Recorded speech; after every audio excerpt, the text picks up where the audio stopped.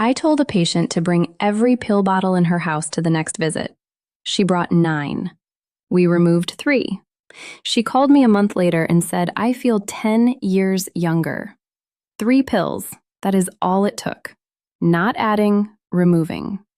Today, I'm going to show you the 3 heart pills that get removed the most.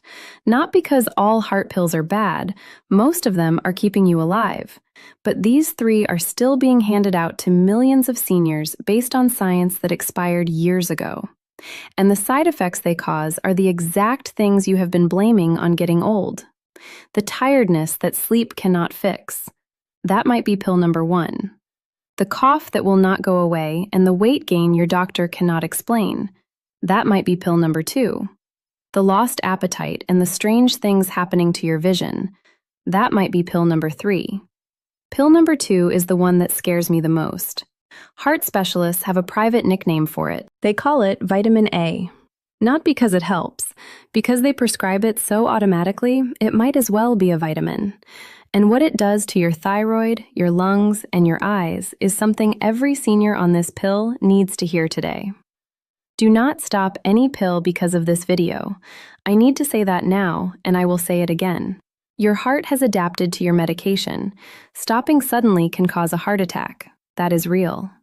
What I am giving you today is the information you need to walk into your doctor's office and have a conversation that could change the next 10 years of your life. A woman named Nain would have given anything to have this conversation 3 years earlier. Nain was 71, retired ER nurse from Phoenix. When her heart started beating irregularly, her doctor put her on 2 of the 3 pills in this video, 1 for blood pressure, 1 for rhythm. She filled them without questioning. She was a nurse. She trusted the system for 3 years. Those 2 pills took her apart slowly, quietly, in ways that every test missed. What happened to her lungs at year 3 is the reason I made this video. Pill number 1, Atenol. Brand name to Norman. Small white or pink pill. If your blood pressure bottle says Atenol, this section is for you. Atenol is a beta blocker. It blocks adrenaline from reaching your heart. Your heart slows down. It pumps with less force. Your blood pressure drops. Simple. That is what your doctor told you. That is the version that fits in a 15-minute appointment. They did not have time to explain the rest. Your blood pressure has 2 numbers, the one on the cuff around your arm and the one inside the main pipe coming out of your heart that feeds your brain and kidneys. Atenol lowers the arm number beautifully. Your doctor sees it drop and says, "Perfect." But because atenolol slows the heart so much, the pressure inside the main pipe actually goes up. Your arm says 122/74. Your doctor says, "Perfect. Your brain is getting hit harder than before the pill." That is why a trial of 19,000 patients was stopped early. The Atenol patients were having more strokes and heart attacks than the patients on newer drugs, while their arm numbers looked perfect. A second trial of 9,000 patients compared atenolol to Lortin. Same arm numbers, but the Lortin group had 25% fewer strokes and 25% less new diabetes. Nain was on atenolol. Her resting heart rate dropped to 48 beats per minute. She had been an active woman her whole life, volunteered at church, hiked in the Arizona desert. Within a year of starting atenolol, she stopped all of it. She sat in her house. She told her daughter she just did not feel like going out anymore. If you have been on atenolol and the spark went out, this is probably why. You do not care about things the way you used to. Getting out of the chair takes an effort that has nothing to do with your muscles. Adrenaline is not just the fight-or-flight chemical. It is the chemical that makes you feel alive, that makes you want to do things, that gives you the push to get up and go somewhere. Atenol blocks it. The spark dies. Your family sees someone who sits in a recliner all day. They think you are depressed. They think you are giving up. You are not giving up. Your brain has been cut off from the chemical that makes life feel worth living. If you are a man and you have noticed changes in the bedroom, atenolol might be the reason. It reduces blood flow everywhere. Everywhere. That is a side effect nobody discusses at the appointment, but it changes your quality of life and your relationship. And there are alternatives that do not cause it. Atenolol also quietly raises your blood sugar. It reduces blood flow to your muscles. Your muscles are where sugar gets burned. Less blood flow means less sugar burned. Your fasting glucose creeps up. Your A1C creeps up. Your doctor sees the numbers and starts talking about a diabetes medication. You are not developing diabetes. Your blood pressure pill is creating it. The pill that is supposed to protect your heart is building a second disease that attacks your heart from a different angle. If you are on atenolol, here are the blood tests to ask for: fasting glucose, A1C, a full lipid panel. Look at your triglycerides and your HDL. Atenol pushes triglycerides up and HDL down. That is the exact pattern that drives plaque. Your blood pressure pill is making your cholesterol picture worse while pretending to make your blood pressure better. If you are on a beta blocker, but it is not atenol, you might be wondering if your pill has the same problems. Imtopriol and carvedilol are newer beta blockers that do not cause the same central pressure problem. They are commonly used after a heart attack or for heart failure, and they work well in those situations. The problem is specifically atenol for blood pressure. If your bottle says imtopriol succinate or carvedilol and you are taking it for heart failure, that is a different situation. Talk to your doctor, but do not assume it is the same issue. If your bottle says propranolol, that is an older beta blocker with many of the same problems as atenol plus additional ones. Propranolol crosses into the brain more easily and can cause vivid nightmares, depression, and severe fatigue. If you are on propranolol for blood pressure, the same conversation applies. Ask about switching to an ARB. One more thing about atenol that nobody mentions: it interferes with exercise. When you walk or climb stairs, your heart is supposed to speed up to deliver more oxygen to your muscles. Atenol prevents that. Your heart stays slow even when your body is working hard. That is why exercise feels impossible on this drug. You are not out of shape. Your heart is being held back. On an ARB, your heart responds to exercise normally. You can walk further, climb more stairs, move more freely. That alone changes quality of life. The alternative is a class of drugs called ARBs. Losartan is the most common. These work completely differently. Instead of slowing your heart, they open your blood vessels. They lower the arm pressure and the pressure inside the main pipe. They do not block adrenaline or flatten your emotions. No tiredness, no blood sugar problems, no bedroom problems, and the trial data shows they prevent more strokes and heart attacks while cutting new diabetes by 25%. If you have been on atenolol since the 1990s or 2000s and nobody has revisited it, you are taking a pill that the medical world moved away from 20 years ago.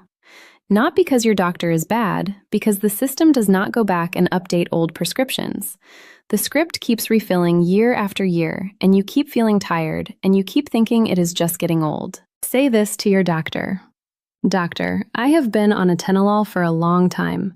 I have been reading about the LIFE trial and the ASCOT trial that showed Losartan prevents more strokes with fewer side effects. Can we talk about switching? If they say you have been stable and do not want to change, say this. I understand, but I have been dealing with fatigue and low motivation, and I want to see if those improve on a different medication. Can we try a supervised switch? Do not stop atenolol on your own. This is the part that can hurt you. If you have been on a beta blocker for years, your heart has grown extra adrenaline receptors to fight the drug. If you suddenly stop, those extra receptors are exposed to a flood of adrenaline all at once. Your heart rate can jump to 130 or 140. Your blood pressure can spike. You can trigger a heart attack within 48 hours. This must be tapered. Your doctor cuts the dose in half, waits 2 weeks, cuts it in half again, then stops it while starting the new pill. About a month must be supervised. Nain's daughter was finishing her medical residency. She looked at her mother's pill list and said, "Mom, why are you on atenolol? There are 5 better options." Nain said, "Because my doctor prescribed it." Her daughter said, "He prescribed it in 2019. It is 2022. The evidence changed. Your prescription did not." Pill number 2, the danger pill. Amiodarone. Brand names Cordarone and Pacerone. If you take a pill for your heart rhythm, especially for atrial fibrillation, check the bottle. If it says amiodarone, this might be the most important thing you hear this year. Heart specialists call this drug vitamin A behind closed doors. Not a compliment, a dark joke. Patient has irregular heartbeat. Sprinkle some vitamin A on it. The rhythm looks good on the monitor. The doctor goes home and the pill starts eating the patient from the inside. This is what the pill is made of. The amiodarone molecule is 37% iodine by weight. Iodine, the element your thyroid needs in tiny amounts to work properly. The safe daily limit is about 0.15 milligrams. A standard dose of amiodarone releases 7.5 milligrams of free iodine into your blood every single day. That is 50 times the safe limit. Every day for as long as you take it. Your thyroid absorbs iodine. That is its job. When you flood it with 50 times the normal amount, it either speeds up dangerously or shuts down completely. In up to 24% of patients on long-term amiodarone, the thyroid breaks, almost 1 in 4. If it shuts down, you gain 15 to 20 pounds. Your hair thins until you can see your scalp. You feel cold all the time. Even in Phoenix in July, your thinking slows. Your skin gets puffy and dry. Your family thinks you are declining. You think you are declining. It is not decline. It is your thyroid being crushed by a pill you take every morning. If it speeds up, you feel like you are vibrating. Your heart races. You sweat. You lose weight without trying. You feel anxious for no reason. Your hands shake. Nain's thyroid shut down. Her TSH, the number that measures thyroid function, was supposed to be between 0.5 and 4.5. Hers was 45, 10 times the upper limit. She gained 22 pounds. Her hair thinned until she wore a hat everywhere. She stopped looking in mirrors. She told her daughter she felt like she was disappearing. Her doctor never checked her thyroid. 3 years on amiodarone, not once. Now the lungs. Amiodarone lays down scar tissue inside the tiny air sacs in your lungs. Slowly, month by month, the air sacs that are supposed to be soft and stretchy, the ones that expand when you breathe and pass oxygen into your blood, become stiff and thick. This happens in 1 to 5% of patients. And once the scarring starts, it does not reverse. The damage is permanent. If you are on amiodarone and you have a dry cough that will not go away, pay attention. Not a cold, not allergies. A persistent dry hack that keeps you up at night. That might be the first sign. If you are winded walking to the mailbox, winded on 5 stairs, winded doing things that never winded you before, it might not be your heart, it might be your lungs. The pill that is supposed to help your heart might be destroying your lungs. Nain developed the cough in year 2. She told her doctor. He said it was probably allergies. He said, "Try cough syrup." He did not order a lung scan. He did not check her breathing. He wrote it off. By year 3, Nain could not walk from her bedroom to her kitchen without stopping to gasp. She had been a hiker. Desert trails in 100-degree heat. Now she could not reach her own coffee maker. Her daughter visited and watched her gasp in the hallway. She said, "Mom, this is not normal." Nain said, "I know nobody will listen." Her daughter ordered the tests herself. Chest scan, early lung scarring, both sides. The scar tissue was already there. 3 years of amiodarone, laying it down while her doctor checked the heart monitor and said, "Everything looks great." This is what makes amiodarone different from every other pill you have ever taken. If you stop it today, the damage does not stop today.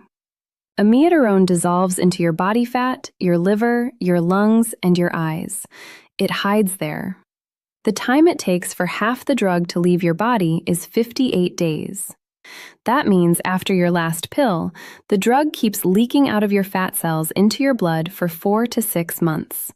In some people, up to a year. If the drug has started scarring your lungs, stopping the pill does not stop the scarring.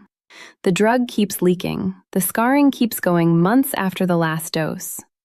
Amiodarone also attacks the liver. It can cause liver inflammation that shows up on blood tests as elevated enzymes. In severe cases, it causes liver failure. This happens quietly. You do not feel your liver getting damaged. The only way to catch it is a blood test every 6 months. If your doctor has not checked your liver function since you started amiodarone, that test is overdue. There are drug interactions with amiodarone that your pharmacist should have flagged but may not have. If you are on warfarin for blood clots, amiodarone dramatically increases warfarin's effect. Your blood becomes dangerously thin. If you are on a statin for cholesterol, certain statins like sphiostatin interact badly with amiodarone and can cause severe muscle damage. If you are on digoxin, which is pill number 3 in this video, amiodarone raises your digoxin level by up to 70%. 2 of the 3 pills in this video can interact with each other in a way that makes both more toxic. If you are on amiodarone and digoxin at the same time, your doctor needs to know about this interaction today. And the eyes. Nearly everyone on long-term amiodarone develops tiny crystal deposits on the surface of their eyes. Most are harmless, but some patients see halos around lights, blue and green rings around headlights, streetlights, lamps. If you see halos, it is not your glasses. It is not cataracts. It is the drug crystallizing in your corneas. Your skin changes too. Extreme sensitivity to sunlight. 5 minutes outside and you burn. Some patients develop a gray-blue tint on their face and hands that does not go away. They think it is age spots. It is the drug changing the color of their skin. If you are on amiodarone, these tests must be run every 6 months. Thyroid panel, liver function panel, chest X-ray, or lung function test. If your doctor is not running them, they are not monitoring a drug that requires monitoring. That is not my opinion. That is the medical guideline. Nain's doctor ran none of them. None of them. Thyroid, liver, lungs. Not one test in 3 years. There are 2 alternatives your doctor can offer. The first is a one-time procedure called ablation. A specialist fixes the electrical problem at its source. No daily pill after. No iodine, no thyroid damage, no lung scarring. Heart doctors who develop AFib themselves almost always choose this. They know what amiodarone does. They will not take it. The second is a simpler daily pill that controls the heart speed without destroying your organs, combined with a blood thinner to prevent stroke. Same life expectancy, no organ damage. There is one situation where amiodarone is still the right choice. If you have a defibrillator that keeps shocking you because of a dangerous rhythm, amiodarone may be the only drug strong enough. That is specific and serious. It does not apply to common AFib. Nain's daughter got a second opinion from a specialist. He looked at the 3 years of amiodarone, the TSH of 45, the chest scan showing lung scarring. He said, "We are stopping this drug today and scheduling an ablation." The washout took 3 months. 3 months of the drug leaking out of her fat cells while her body tried to recover. They could not start a replacement rhythm drug during the washout because the amiodarone still in her system would interact and cause a dangerous heart rhythm. She had to wait 3 months of slow detox from a drug she should never have been on for 3 years. They tapered her off Atenol at the same time, switched her to Lartin, Haldenol, waited 2 weeks, held it again, then stopped. Her resting heart rate came up from 48 to 68. Her brain started getting blood again. The ablation was done 6 months after stopping amiodarone. 1 procedure, 2 hours, home the next day. The electrical problem was fixed at the source. No more irregular heartbeat. No more amiodarone. No more Atenol. What happened to Nain after the ablation is the part of this video I made everything else for. Her daughter said something to her in the garden 6 months later that I want you to hear. But I need to tell you about pill number 3 first, because what happened to a retired pharmacist named Eugene will answer every question you have about why the system lets these prescriptions run forever without anyone checking. Pill number 3. Deoxin, brand name Linoxin. This pill comes from a flower, the foxglove. Purple flowers that grow wild in gardens across England and America. Beautiful on the outside, poisonous on the inside. Doctors have been pulling medicine from this plant for over 200 years. For most of that time, it was the only thing they had for a weak heart. If you were told you have heart failure or atrial fibrillation in the 1990s or early 2000s, there is a good chance you were put on dioxin, and there is a good chance nobody has revisited that decision since. Eugene knew pills better than almost anyone alive. He was 82, retired pharmacist from Maine, stood behind a counter for 40 years filling prescriptions for his town. He knew every drug by name, by dose, by shape, by color. He could spot a drug interaction from across the room. He was the man the whole town trusted with their medications. When someone's doctor prescribed something that did not look right, Eugene was the one who called and said, "Are you sure about this?" Eugene was put on digoxin for mild heart failure in 2005. He took it every morning for 19 years. The man who spent his career making sure everyone else was on the right pill never once questioned whether his own pill was still the right one. This is what digoxin does inside your body. Every cell in your heart has tiny pumps on the surface. These pumps move sodium out and potassium in. That balance is what lets your heart beat in a steady, controlled rhythm. Digoxin poisons those pumps. It blocks them. When sodium cannot get out, it piles up inside the cell. That sodium pile messes with the calcium balance. Calcium floods in. And calcium is what makes muscle squeeze. So the heart squeezes harder, much harder. That is the point. Force the weak heart to pump with more strength. The problem is that this pill is trying to help you and poison you at the same time, and the distance between the two is almost nothing. The amount of digoxin in your blood that helps is between 0.5 and 0.9 on the lab test. The amount that poisons you starts at 1.2. Now, your doctor may tell you the safe range goes higher. Older textbooks said up to 2.0 was fine, but newer studies show the sweet spot is below 0.9. Above that, the risks start climbing even if the lab printout says normal. Think about that. The gap between medicine and poison is a sliver. No other heart drug has a window that thin. A tiny change in your body can push you from one side to the other without anyone noticing. And something changes in your body every year after 65. Your kidneys.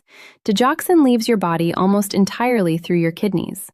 At 50, your kidneys filter at full speed. By 70, they have slowed by 30%. By 80, maybe 40 to 50%. The drug starts stacking because your kidneys cannot flush it fast enough. The level in your blood creeps up. You do not feel it creeping. Nobody checks because the prescription was written years ago, and nobody goes back to look. Eugene's kidneys slowed the way everyone's kidneys slow. He was 82, filtering at about half the rate he did at 50. The dioxin his body used to clear in a day and a half was now taking 3 days. Dose on top of dose, stacking. His blood level was climbing, and nobody was measuring it. The first thing Eugene lost was food. He had always been a good eater. Pot roast on Sundays, clam chowder on Fridays. His wife June made the same meals every week for 50 years. He cleaned his plate every time. That was Eugene. Then, over the course of about 6 months, he stopped finishing. Then he stopped starting. He would sit at the table and stare at the plate and feel nothing. No hunger, no interest, nothing. June would say, "Eugene, you barely touched it." He would say, "I am just not hungry." June thought this was the beginning of the end. She told their daughter on the phone that Dad is not eating. The daughter said, "Maybe it is his age." Everyone said, "Maybe it is his age." His doctor said, "Maybe it is his age." It was not his age. His digoxin level was sitting at 1.9. Anything above 1.2 is poison. The drug was attacking his stomach and his gut. It was making food repulsive at a chemical level, not a preference, not depression. The drug was physically making his body reject food. He lost 15 pounds in a year. His clothes hung on him. He looked like a man who had decided to stop living. He had not decided anything. His pill had decided for him. Then the eyes. Eugene started seeing things differently. The edges of the television screen had a yellowish tint. Lights in the room had halos around them, blue and gold rings around the lamp by his chair. He told June the TV was going bad. She said the picture looks fine to me. He went to his eye doctor. They checked for cataracts, checked for macular degeneration. Everything looked normal. Nobody connected the visual changes to the pill he had been swallowing for 19 years. There is a famous story about this. The painter Vincent van Gogh was treated with foxglove extract, the same plant dioxin comes from. Art historians believe the swirling yellow halos around the stars and starry night were not artistic choice. They were what Van Gogh actually saw. Dioxin distorting his vision. Eugene was seeing the same halos in his living room in Maine from the same drug 3 centuries later. Then the thinking. Eugene had been sharp his whole life. He read the newspaper front to back every morning. He could remember details from prescriptions he filled 20 years ago. Over the past year, that sharpness had dulled. He would read the same paragraph 3 times and not retain it. He would start telling June a story and lose the thread halfway through. He blamed it on age. June blamed it on age. Everyone blamed it on age. Low-grade digoxin toxicity affects the brain. It causes confusion, difficulty concentrating, and a foggy feeling that mimics the early stages of dementia. Families see it and start the conversation nobody wants to have. Is it time for a facility?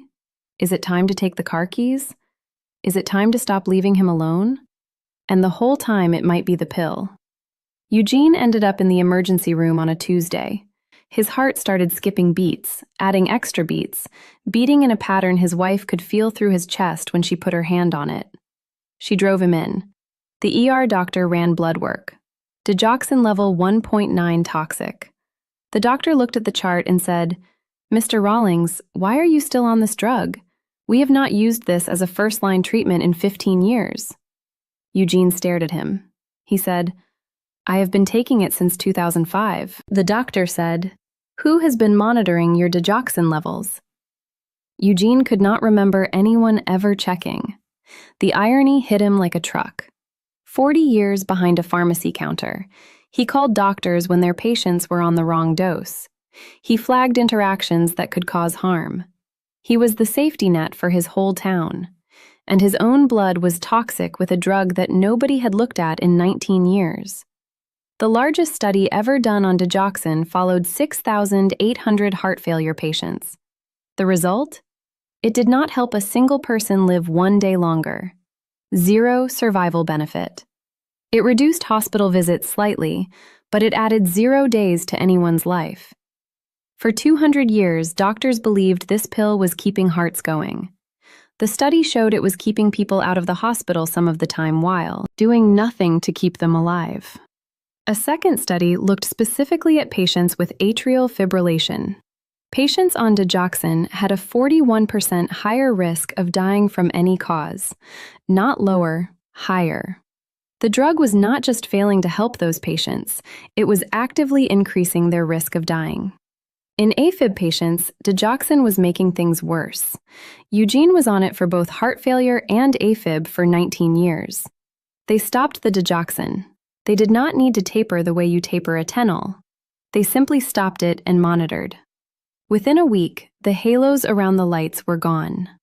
Eugene sat in his chair one evening and looked around the room, and it was just a room, clear, normal. No yellow edges, no rings around the lamp. He had not seen the world clearly in over a year.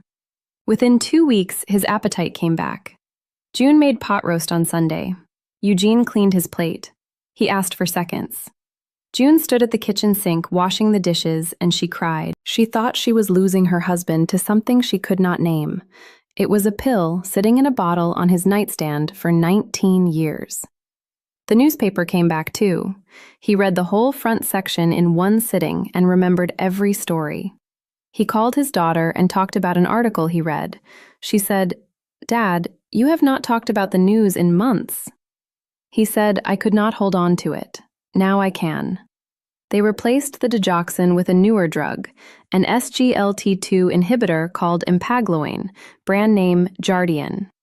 Originally made for diabetes, this drug turned out to be one of the biggest heart failure breakthroughs in decades. It protects the kidneys instead of depending on them. It reduces fluid buildup without draining potassium, and trials show it reduces heart failure hospitalizations and serious heart events in ways digoxin never could. There is something you need to know about the combination of digoxin and water pills. Many seniors on digoxin are also on a diuretic, thiamide hydrochloroide. These pills make your kidneys dump fluid that helps with swelling and breathing, but they also dump potassium, and potassium is the safety lock on digoxin. When your potassium is normal, digoxin stays in its narrow, safe window. When potassium drops even slightly, that same dose of digoxin becomes more dangerous. The safe dose becomes the toxic dose. The pill and the water pill are working against each other inside your body. One is trying to control your heart. The other is removing the mineral that keeps the first one from poisoning it. If you are on digoxin and a water pill and nobody has checked your potassium in the past 3 months, call your doctor's office tomorrow and ask for a blood draw. Do not wait for your next scheduled appointment. This combination requires monitoring. If nobody has been monitoring it, you need to start now. Eugene was on both digoxin and furosemide. His potassium had not been checked in over a year. When the ER ran it, it was low. Low potassium plus toxic digoxin level plus 82-year-old kidneys. He was a walking emergency that nobody saw because nobody looked. There are foods and habits that make digoxin more dangerous without you knowing. If you eat very little fiber, digoxin absorbs faster and your blood levels run higher. If you take antacids regularly, some antacids bind to digoxin in your stomach and lower the amount your body absorbs, making the dose unpredictable. If you have recently lost weight, your body composition changed. Less body mass means the same dose hits harder. If you are recently sick with vomiting or diarrhea, you may have lost potassium and fluid, pushing your digoxin into the toxic range temporarily. If you are on digoxin and you get a stomach bug, that is not the time to just ride it out. Call your doctor. The combination of dehydration, low potassium, and a drug with a razor-thin window can turn a minor illness into a cardiac emergency. If you are over 80 and still on the same digoxin dose you were given at 65, your dose is almost certainly too high for your current kidney function. Nobody adjusts the dose as the kidneys slow down unless someone checks, and most of the time, nobody checks. If you are on digoxin, 3 blood tests. Ask for them at your next visit or call and request them before. First, a serum digoxin level. This tells you exactly how much is in your blood. If it is above 0.9, you are close to the edge. Above 1.2, you are being poisoned. Second, an eGFR. This measures how well your kidneys are filtering. If your eGFR has dropped below 60, your kidneys are not clearing the drug fast enough. It is building up whether you feel it or not. Third, potassium. If your potassium is low and you are on digoxin, the safe dose is no longer safe. This test costs almost nothing. It takes 5 minutes, and it might be the most important blood draw you get this year. Say this to your doctor. Doctor, I have been on digoxin for a long time. I have read that newer studies show it does not help survival and may increase risk. Can we check my digoxin level, my kidney function, and my potassium? And can we talk about whether a newer drug like Jardiance or Entresto might work better for me now? If they say you have been stable and they do not want to change, say this. I understand, but I have noticed I do not have an appetite anymore. I have been feeling foggy, and I have noticed changes in my vision. Can we at least check the blood level to make sure I am in the safe range? There is a movement in medicine called Deprescribing. It is exactly what it sounds like. Instead of adding pills at every visit, doctors review the whole list and remove the ones that are no longer helping or are actively hurting. In Australia, Canada, and parts of Europe, deprescribing is becoming standard for seniors over 75. Doctors sit down once a year and go through every bottle on the counter and ask one question. Is this still the right drug for this person at this age? With these kidneys? In the United States, we are behind. Most doctors do not deprescribe, they refill. The average senior over 75 takes 5 to 9 pills a day. Studies show that when specialists review these lists and take away the unnecessary ones, patients feel better. Fewer falls, fewer hospital visits, fewer side effects they were blaming on getting old. They get back pieces of their life they thought were gone. Eugene was on 9 pills. After the ER visit and the review that followed, they removed 3. Digoxin, a blood pressure pill that had been doubled up unnecessarily, and a sleeping pill that was increasing his fall risk. 9 became 6.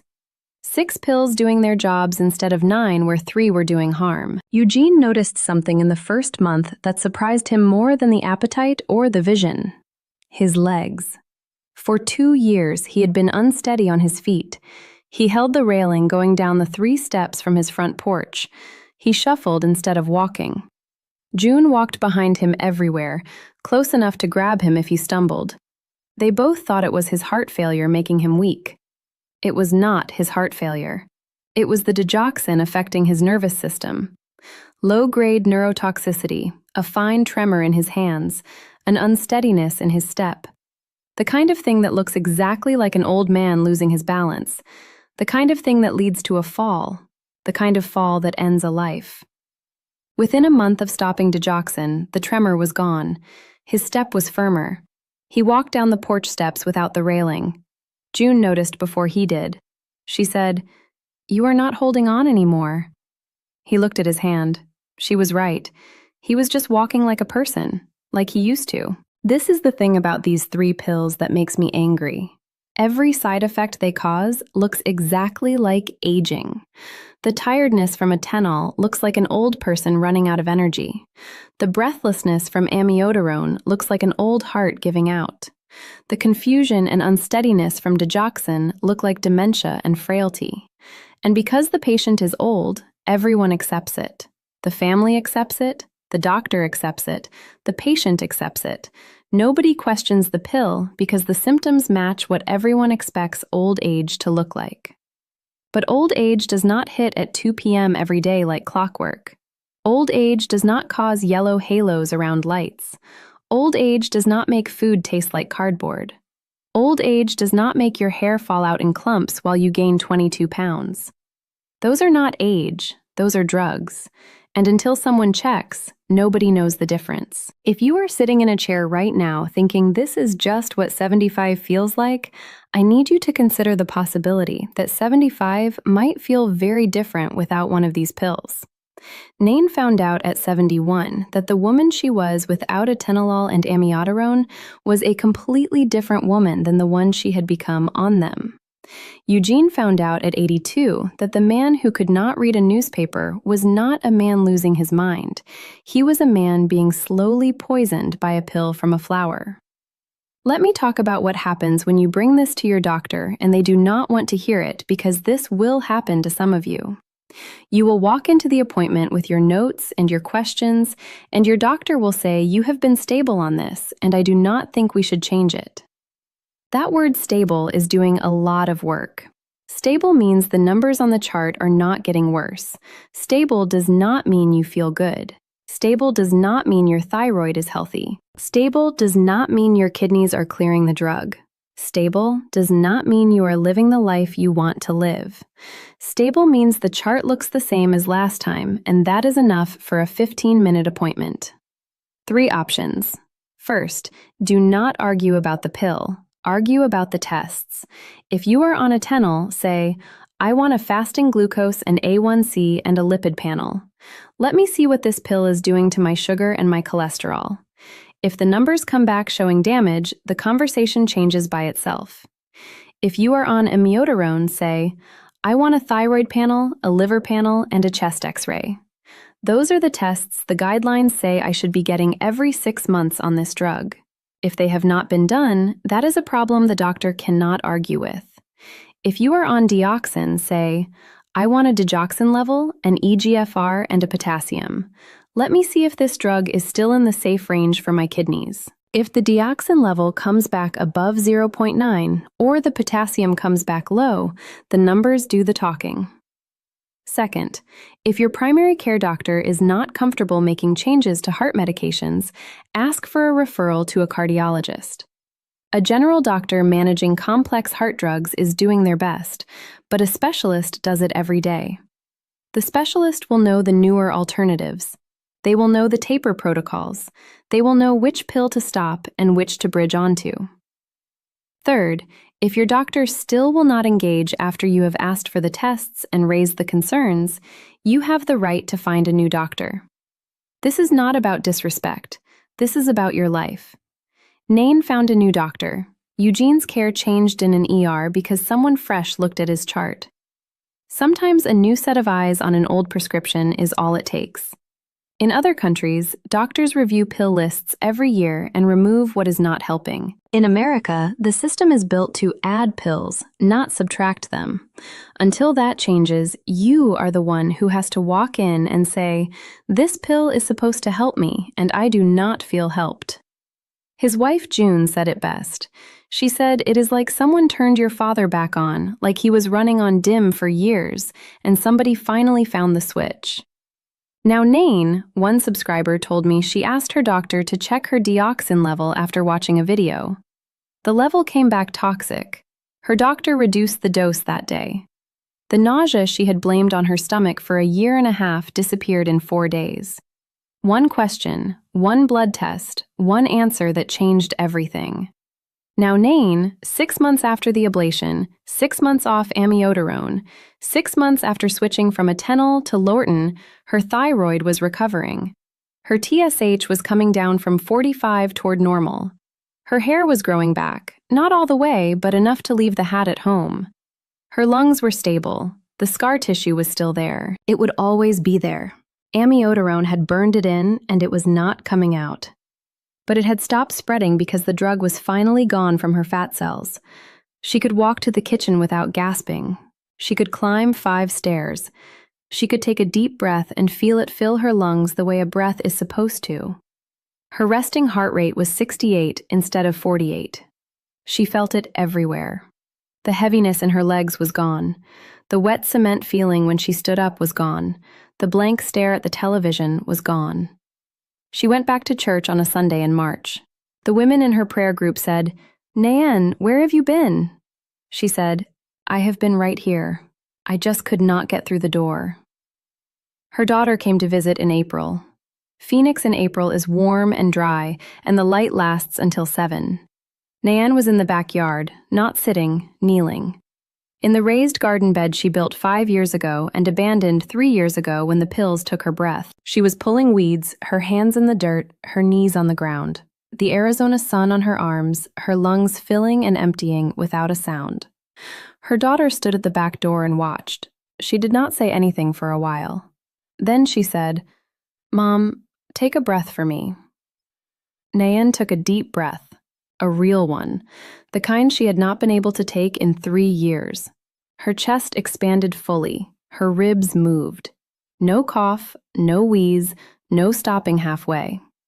Her daughter said, "Do you know how long it has been since I have seen you breathe like that?" Nain said, "I know exactly how long. 3 years, 2 pills, and 1 doctor who never checked." Her daughter sat down on the patio step. She was quiet. Then she said, "Mom, I am sorry I did not catch it sooner. I am a doctor. I should have caught it."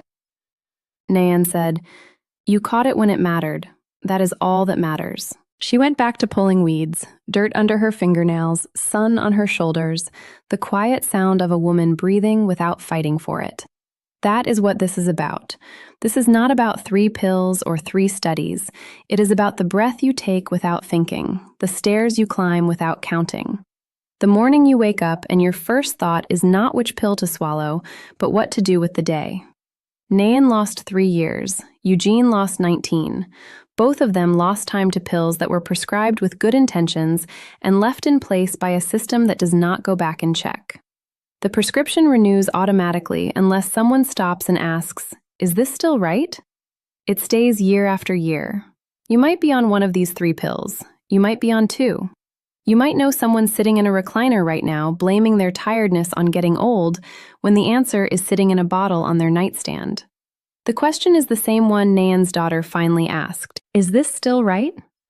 The answer might be yes. Some of you need your beta blocker. Some of you need your rhythm drug.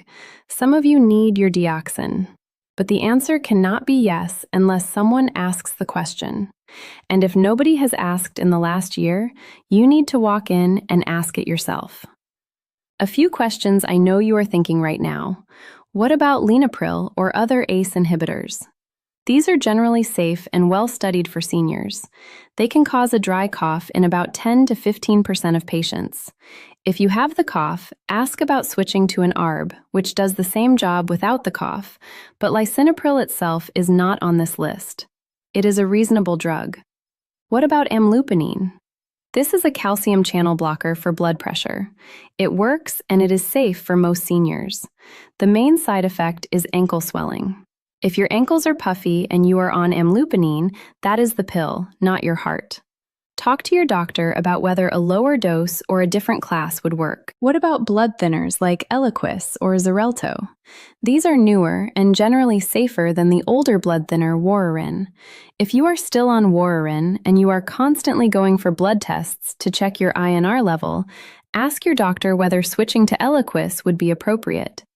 Many seniors have been switched, and the quality of life improvement from not needing constant blood monitoring is significant. What about my statin? Statins are covered in detail in another video on this channel. Short answer, keep taking it. Statins have strong evidence behind them.